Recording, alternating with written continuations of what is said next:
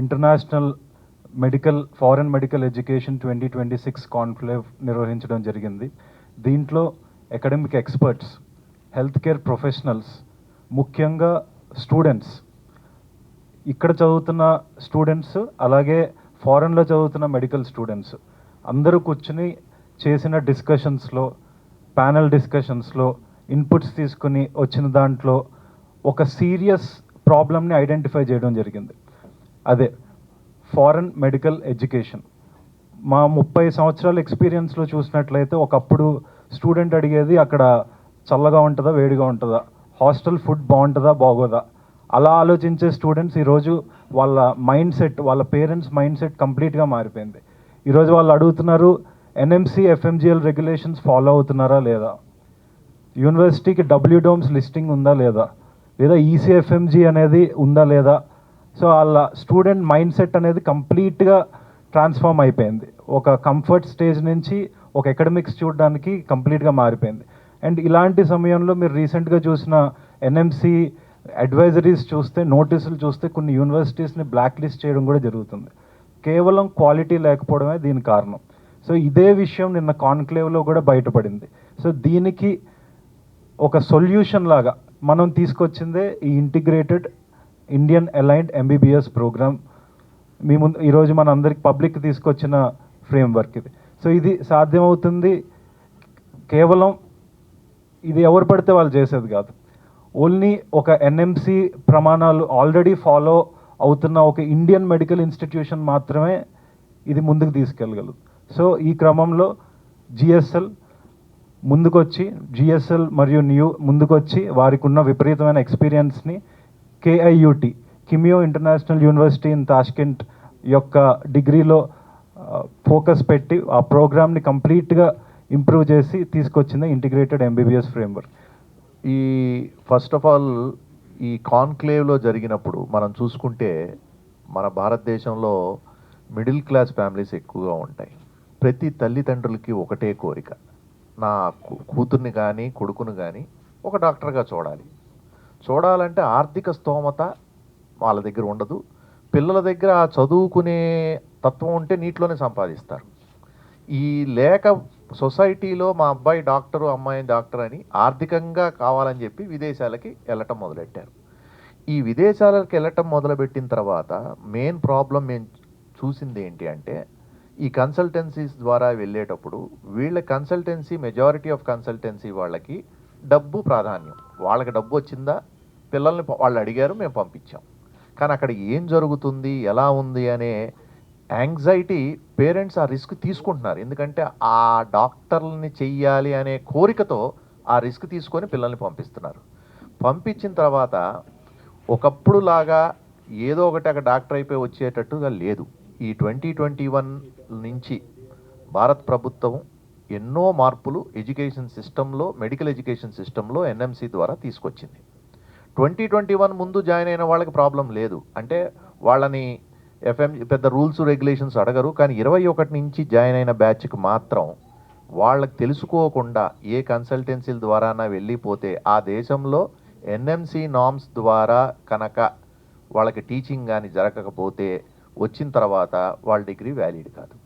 5 సంవత్సరాల కష్టార్జితం, తల్లిదండ్రుల కష్టార్జితం, ఆర్థిక ఇబ్బందులను ఎదుర్కొని పిల్లల్ని పంపించి తిరిగి వచ్చిన తర్వాత ఏమీ లేదంటే ఆ క్షోభ మామూలుగా ఉండదు. దీన్ని నిన్న కాన్క్లేవ్లో క్లుప్తంగా పేరెంట్స్కి అందరికీ వివరించడం జరిగింది.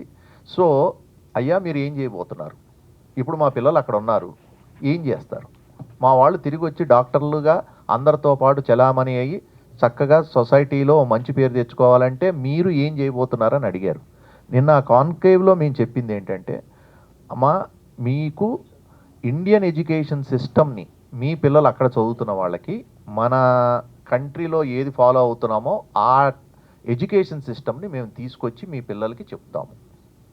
సో దట్ వాళ్ళు వచ్చిన తర్వాత మన ఇండియన్ సిస్టమ్ని ఫాలో అయ్యి, మన ఇండియన్ కరికులంని ఫాలో అయ్యి వాళ్ళు ఎగ్జామ్ క్లియర్ చేసి, ఇప్పుడు మొన్న నీట్లో లాస్ట్ టైం నీట్లో ఎప్పుడు 20-21% మించి ఉండదు, అది మెల్లగా 35-40%. అంటే అక్కడ ఉన్న పిల్లల్లో కూడా ఒక భయం మొదలైంది. చదవకపోతే, కష్టపడకపోతే తిరిగి వెళ్ళిన తర్వాత ఇండియాలో దేనికి పనికిరాము.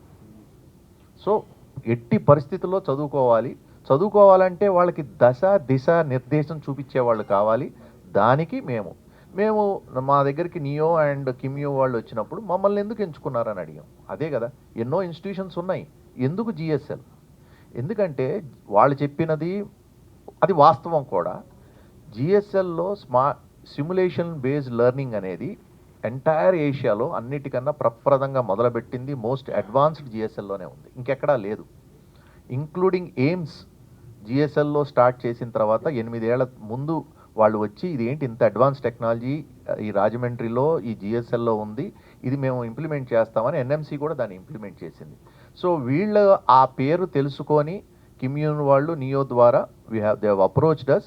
మేము వెరీ క్లియర్గా చేసాం, integrated as per NMC norms వరకే మేము దీంట్లో టీచింగ్ చేస్తాము. ఎన్ఎంసికి భిన్నంగా ఒక్కటి కూడా బయటికి చెప్పడానికి లేదు, చేయటానికి లేదు. అంతకి మీరు సంసిద్ధంగా ఉంటే రండి అన్నాము. వాళ్ళు కూడా వాళ్ళ దేశంలో వాళ్ళ ద్వారా వెళ్ళిన వాళ్ళకి ఆ ఎన్ఎంసి నామ్స్ ద్వారా రావాలి కాబట్టి వాళ్ళని తీసుకొని వాళ్ళకి ఆ కరికులం ఇచ్చి ట్రైనింగ్, క్లినికల్ కాంపిటెన్సీ. మన రోగాలు వేరు, వాళ్ళ రోగాలు వేరు. చలి ప్రదేశాల్లో రోగాలు వేరు, మన ట్రాపికల్ కంట్రీ, మన రోగాలు వేరు. వాళ్ళకి దోమలు ఆ రోగాలు ఉండవు, వాళ్ళకి వేరే వైరస్లు ఉంటాయి. మన దగ్గరకు వచ్చి సో వాడు తిరిగి వచ్చి ప్రాక్టీస్ ఇక్కడ చేస్తున్నారు. ఇక్కడ రోగాలు ఇవన్నీ కూడా తెలియాలి, ఆ పేషెంట్స్ని చూపించాలి, అబ్జర్వేషన్ చేయించాలి, ఈ కాంపిటెన్సీ సిమ్యులేషన్ బేస్ మీద లెర్నింగ్ చేయాలని వాళ్ళకి చెప్పాము. పేరెంట్స్ చాలా సంతోషించారు. ఇలాంటి ప్రోగ్రామ్స్ ఇంకా ఎక్కువ చేయాలని మేము అందరం అడుగుతున్నాం సార్. మా పిల్లలు దగ్గర సంవత్సరానికి 30,000 మంది వెళ్తున్నారు ఏ దేశానికన్నా. కానీ కొన్ని దేశాల్లో వాళ్ళకేంటంటే వాళ్ళు 4.5 సంవత్సరాలు అది పనిచేయదు, తిరిగి వస్తే మినిమం 5.5 సంవత్సరాలు లేనిదే. సో పేరెంట్స్ అది తీసుకోవాలి, ఏ దేశానికి పంపిస్తున్నాం అక్కడ 5.5 సంవత్సరాలు ఉందా లేదా, ఉంటేనే తిరిగి వచ్చిన తర్వాత వ్యాలిడ్.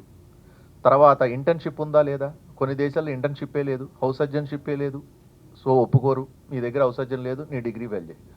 సో ఇవన్నీ కూడా కన్సల్టెన్సీ వాళ్ళు చాలా మటుకు ఏంటంటే ఈ కొత్తగా వచ్చిన కన్సల్టెన్సీ ₹1 సంపాదించుకున్నామా ఎక్కడి నుంచి బయటపడ్డామా అన్నట్టే ఉంటారు.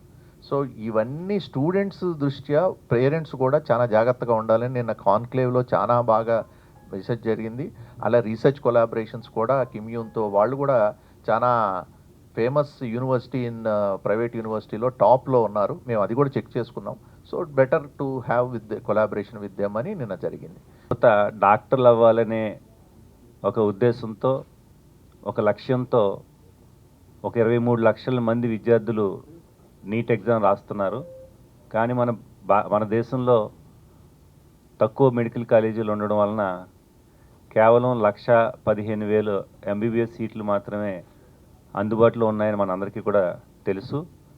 అంటే 23 లక్షల మంది 1,00,000 సీట్లకి రాస్తున్నారంటే ప్రతి 21 మందిలో ఒక్కళ్ళు మాత్రమే ఎంబీబీఎస్ సీట్ తెచ్చుకోగలరు. అంటే 19 మంది ఎంబీబీఎస్ సీట్ తెచ్చుకునే పరిస్థితి లేదు. సో అలాంటి తరుణంలో ఎన్నో మిడిల్ క్లాస్ ఫ్యామిలీసు ఈ ఆశల్ని, ఆ కళల్ని నెరవేర్చుకోవాలనే ఉద్దేశంతో అధిక డొనేషన్లు లేదా అధిక ఫీజులు కట్టే పరిస్థితి లేక విదేశీ ఎంబీబీఎస్ అనే ఒక అద్భుత అవకాశాన్ని అందిపుచ్చుకుని ముందుకెళ్ళే ప్రయత్నం చేయడం మనందరికీ కూడా తెలుసు. అయితే ఇలాగా దగ్గర ఒక 30,000 మంది భారతీయ విద్యార్థులు విదేశాలకు వెళ్ళి ప్రతి సంవత్సరం ఎంబీబీఎస్ చదువుతున్నారు. అయితే వాళ్ళని ఎంకరేజ్ చేయడంతో పాటు వాళ్ళ యొక్క ఫ్యూచర్ని సేఫ్ గార్డ్ చేయాలి అని national medical commission NMC FMGL regulations 2021 అని కొత్త నిబంధనల్ని తీసుకురావడం మనందరికీ కూడా తెలుసు. ఆ నిబంధనలను తీసుకురావడానికి ముఖ్య కారణం ఏంటి అంటే భారతీయ విద్యార్థులు విదేశాల్లో చదివే మెడికల్ కాలేజీల నుంచి వచ్చిన తరువాత ఇక్కడ పెట్టే స్క్రీనింగ్ టెస్ట్ ఎగ్జామినేషన్లో కేవలం 20% మాత్రమే పాస్ అవుతున్నారు. సో ఆ శాతాన్ని పెంచాలని, విద్యార్థులకు నాణ్యమైన విద్యను అందించాలి. ముఖ్యంగా అంతర్జాతీయ విద్యా కళాశాలలు అనే ఉద్దేశంతో మన ఇండియన్ ఈక్వలెంట్ ఎంబీబీఎస్ ఏదైతే ఇక్కడ బోధిస్తామో ఇండియాలో సేమ్ అదే విద్యా బోధన, అదే కోర్స్ డ్యూరేషను, అదే కరికులము ఉండాలనే ఉద్దేశంతో ఈ ఎఫ్ఎంజిఎల్ రెగ్యులేషన్స్ 2021ని పెట్టడం జరిగింది. అయితే మన ఇండియాలో ఒక్కొక్క కాలేజీలో 250 మంది సీట్లు మాత్రమే మ్యాక్సిమం ఇవ్వడం జరుగుతుంది. కానీ కొన్ని విదేశాల్లో ఉండే కాలేజీలు దురాశతో లేదంటే కొంత ఏజెన్సీస్ వల్ల ప్రోద్బలంతో ఒక 1500 వరకు సీట్లని ప్రతి సంవత్సరం కొన్ని మెడికల్ కళాశాలలు తీసుకోవడం చాలా ఆశ్చర్యానికి గురి చేస్తుంది. దీని వలన విద్యా నాణ్యత తగ్గి అధిక ఇంటేక్ తీసుకోవడం వల్ల విద్యార్థులకి సరైన సౌకర్యాలు సదుపాయాలు కూడా లేకపోవడంతో రేపు వాళ్ళు తిరిగి భారతదేశం వచ్చిన తర్వాత స్క్రీనింగ్ టెస్ట్లో పాస్ కాలేకపోతున్నారు అనే దానికి ఒక ఉదాహరణ. అంతేకాకుండా ఎఫ్ఎంజిఎల్ రెగ్యులేషన్స్ ప్రకారంగా ఎవరన్నా చదవకపోతే వాళ్ళు డిగ్రీ ఇండియాలో గుర్తింపు పొందలేని పరిస్థితి కూడా ఉంది.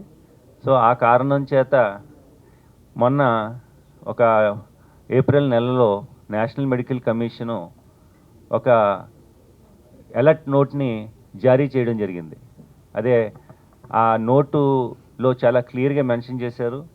ఎందుకంటే మేము విదేశాల్లో చదువుకునే భారతీయ విద్యార్థుల కోసం వాళ్ళని ఎంకరేజ్ చేస్తూ అలాగే వాళ్ళ ఫ్యూచర్ని సేఫ్ గార్డ్ చేయడం కోసం రెగ్యులేషన్స్ని ఏదైతే పెట్టామో ఆ రెగ్యులేషన్స్ తూచా తప్పకుండా పాటించాల్సింది పోయి ఇలాగ అధికంగా సీట్లని విదేశీ కళాశాలలు తీసుకోవడం, అలాగే ఎన్ఎంసి నామ్స్ ప్రకారంగా 5.5 సంవత్సరాల కాల వ్యవధి ఎడ్యుకేషన్ అంటే 54 నెలలు కోర్స్ డ్యూరేషను, 12 నెలలు ఇంటర్న్షిప్, ఇవన్నీ కూడా ఇంగ్లీష్ మీడియంలో కంపల్సరీ చదవాలి. అలాగే మన ఇండియన్ సిలబస్ కంపల్సరీ ఆ విదేశీ విద్యాలయాల్లో కూడా ఉండాలి అనే ఒక విషయాన్ని ఆ నోటీస్లో వ్యక్తపరుస్తూ అలర్ట్ నోట్ని పబ్లిక్ నోటీస్గా కూడా జారీ చేయడంతో చాలా కాలేజీలు, విదేశాల్లో ఉన్న చాలా కాలేజీలు, అలాగే విదేశాల్లో చదువుతున్న చాలామంది విద్యార్థులు ఒకేసారి ఒక ఆందోళనకి గురవడం కూడా మనందరం కూడా చూసాం. సో దాని తరువాత మా భవిష్యత్తు ఏంటి, మేము ఇన్ని 6 సంవత్సరాలు విదేశాలకు వచ్చి చదువుకోబోతున్నాము, ఒక 30 నుంచి 40 లక్షలు మేము ఖర్చు పెట్టబోతున్నాము, మా పరిస్థితి ఏంటని విద్యార్థులు, మధ్యతరగతి విద్యార్థులు అంత కష్టపడి పంపించిన తర్వాత మా పిల్లల యొక్క భవిష్యత్తు ఏంటని వాళ్ళు ఇబ్బంది పడిన సందర్భాల్లో చాలామంది విద్యార్థులు తిరిగి వెనక్కి వచ్చేద్దామా అనే ఒక ఆలోచన కూడా రావడం జరిగింది.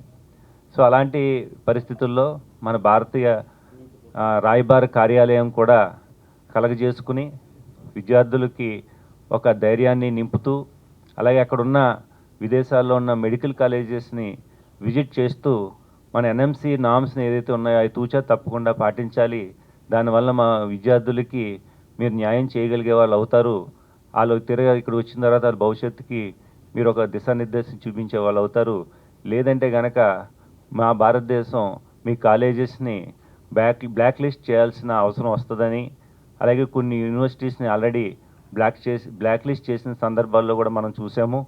ఈ మధ్యకాలంలో మనం చూస్తే కిర్గిస్తాన్ అనే దేశంలో దగ్గర 32 మెడికల్ కాలేజీలు ఉంటే ఎన్ఎంసి అలర్ట్ నోట్ ద్వారా వాళ్ళు ఒక పెద్ద నిర్ణయం తీసుకుని 32 కాలేజీల నుంచి ఈరోజు 11 కాలేజీలు వరకు మాత్రమే తీసుకొచ్చారు. అంటే విదేశాల్లో ఉన్న విద్యా వ్యవస్థ, ముఖ్యంగా మెడికల్ విద్యా వ్యవస్థ ఎంత దారుణంగా ఉందనేది మీకు ఒక ఉదాహరణగా చెప్తున్నాను.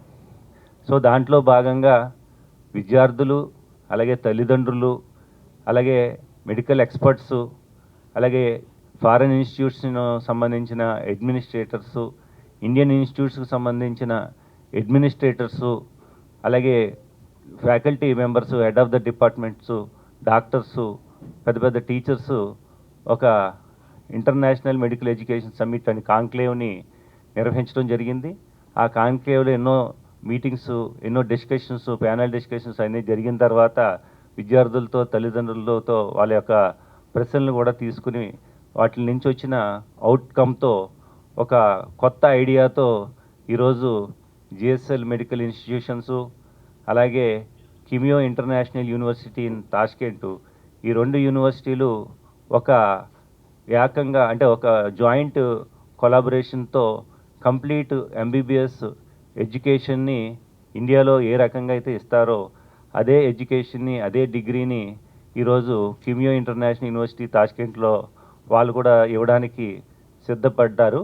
సో ఆ కొలాబరేషను ఏ విధంగా జరిగింది, ఆ కొలాబరేషన్ వలన విద్యార్థులకు కలిగే ఉపయోగాలు ఏంటి అనేది ఈరోజు మీ అందరికీ కూడా ప్రెస్ సమూహంగా ఇక్కడ ఉన్న rector of Kimyo international university doctor Akmal, అలాగే ఇంటర్నేషనల్ హెడ్ డాక్టర్ షాజాన్, అలాగే GSL medical institutions CEO, head of the international academic activities doctor Govindaraj గారు, అలాగే ఈ 2 యూనివర్సిటీస్ని ఒక వ్యవస్థగా ఒక జాయింట్ కొలాబరేషన్ దగ్గరుండి కోఆర్డినేట్ చేసి ముందుకు తీసుకెళ్తున్న నియో సంస్థ డైరెక్టర్ రోహిత్ గారు ఈరోజు ప్రెస్ మీట్లో పాల్గొని మీకు మరిన్ని వివరాలు అందించడం జరుగుతుంది. And NEO Institute of Collaboration. I want to start my brief information about our university. Our university, first private university in Uzbekistan.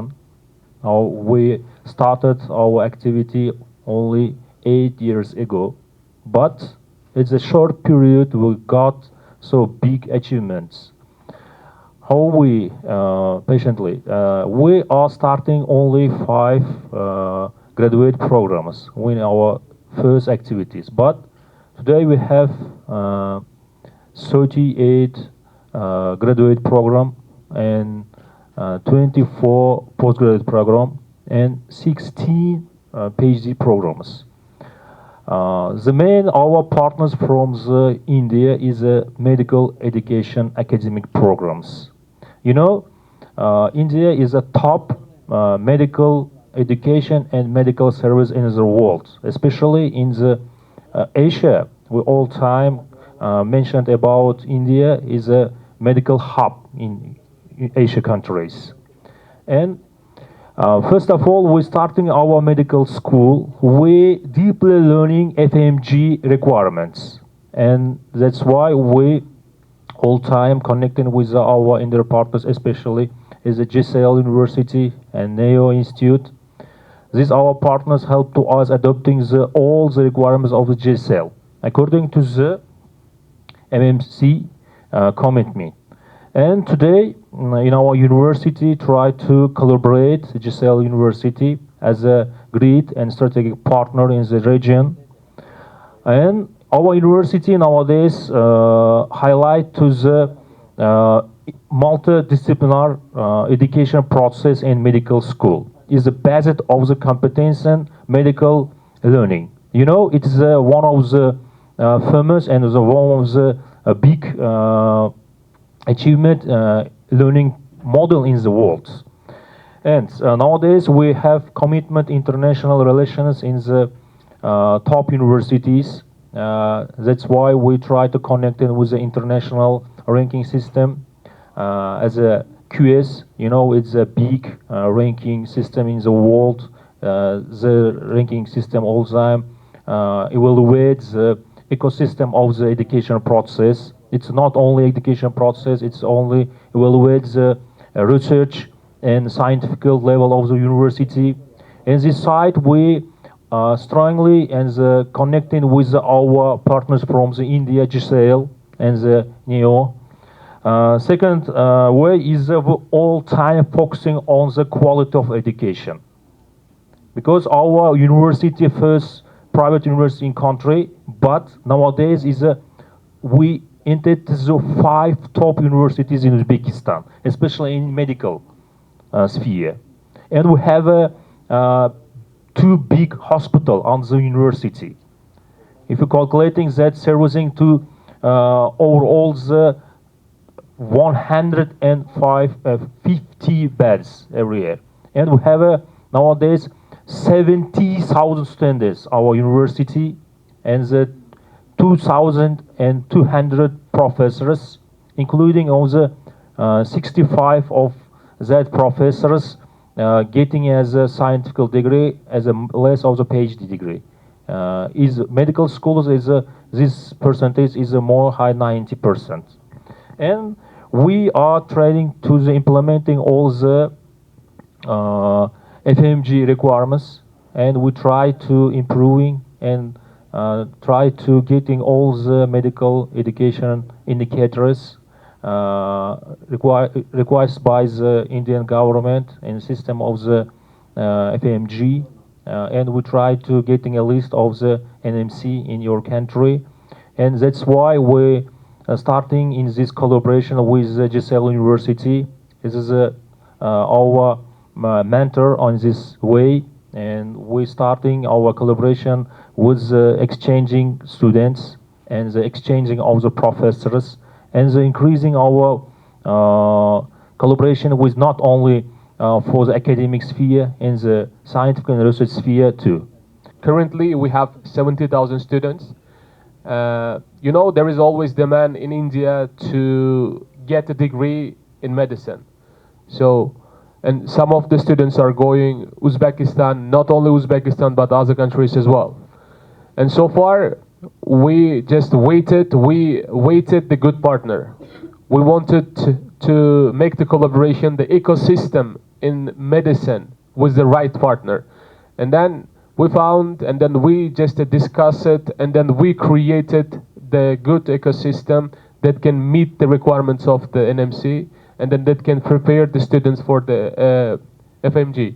So what our university offers internationally, our university has collaboration with more than 150 universities worldwide, and then some of them are, so it ranges from the continent. We have partners with American universities, with the European universities, from East European, West European, Southeast Asian universities, and now we have a good partner from India as well. So we value each of the partnership, and what we offer to the students, it shouldn't be only the degree or the paper like a diploma. We should create the value, and then we try that our students after graduation, they should meet all of the internal requirements in India, not only in India. So they may want to continue their like graduate programs overseas. We try to meet these requirements, or our students, they want to work overseas as well. So we will do our best to make this happen as well. And apart from this,